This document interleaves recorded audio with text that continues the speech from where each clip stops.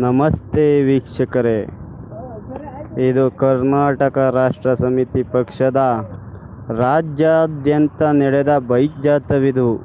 ಸತತ February 11ರಿಂದ March 2ರವರೆಗೆ ಅದ್ದೂರಿಯಾದ bike ಜಾಥಾ ನಡೆದಿದೆ. ಕರ್ನಾಟಕಕ್ಕಾಗಿ ನಾವು ಎಂಬ ಘೋಷಣೆಯಿಂದ ಭರದಿಂದ ಸಾಗಿದ ಕೆಆರ್ಎಸ್ ಪಕ್ಷದ ಬೈಕ್ ಜಾಥಾವಿದು. ಕರ್ನಾಟಕಕ್ಕಾಗಿ ಕೆಆರ್ಎಸ್ ಪಕ್ಷ,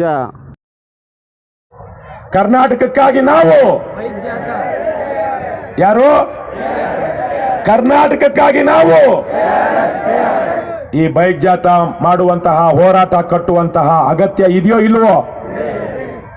ಇವೆಲ್ಲ ಗೊತ್ತಿದ್ದು ನಾವು ಮನೆಯಲ್ಲಿ ಕೂತಿದ್ರೆ ನಮ್ಮ ಜೀವನಕ್ಕೆ ಅರ್ಥ ಇದೆಯಾ?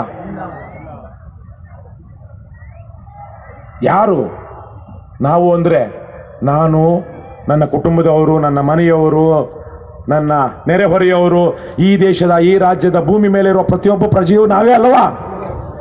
ಎಲ್ರಿಗೂ, ನಮಗೂ, ಚಿಂಪಾಂಜಿ ಗೊತ್ತಲ್ಲಪ್ಪ, 98.5% ನಮ್ಮ DNA ಆ DNA ಮ್ಯಾಚ್ ಆಗುತ್ತೆ. ಅದೂ ಒಂದು ಪ್ರಾಣಿ. ಅವರು ನಾವು ಸಂಬಂಧಿಕರೌದೋ ಅಲ್ವಾ? ಚಿಂಪಾಂಜಿಗೂ ನಾವೇ ಸಂಬಂಧಿಕರು ಅಂದಾಗ ನಾವು ಸಂಬಂಧಿಕರಲ್ವಾ? ನಮ್ಮ ಪೂರ್ವಿಕರು ಎಲ್ಲೋ ಒಂದ್ ಕಡೆ ಒಂದೇ ಆಗಿರ್ಲಿಲ್ವಾ? ಲೋಕ ಸಮಸ್ತ ಸುಖಿನೋ ಭವಂತು. ಎಲ್ಲರೂ ಲೋಕಸುಖವಾಗಿರ್ಬೇಕು ಅಂತಲ್ವ ನಮ್ಮ ಪೂರ್ವಿಕರು ಹೇಳ್ತಾ ಬಂದಿದ್ದು. ಇವತ್ತಿದೆಯಾ ಅದು? ಹಾಗಾಗಿ ಈಗ ನಾವೇನ್ ಮಾಡ್ಬೇಕು? ಕರ್ನಾಟಕಕ್ಕಾಗಿ ನಾವು ಏನ್ ಮಾಡ್ಬೇಕು? ಹೋರಾಟ ಮಾಡಬೇಕು. ಈ ವಿಚಾರವನ್ನ ಜನರ ಹತ್ರ ತೆಗೆದುಕೊಂಡು ಹೋಗ್ಬೇಕು. ಅದಕ್ಕಾಗಿನೇ ಈ ಕರ್ನಾಟಕಕ್ಕಾಗಿ ನಾವು ಜಾಥಾ ಮಾಡಿದ್ದು.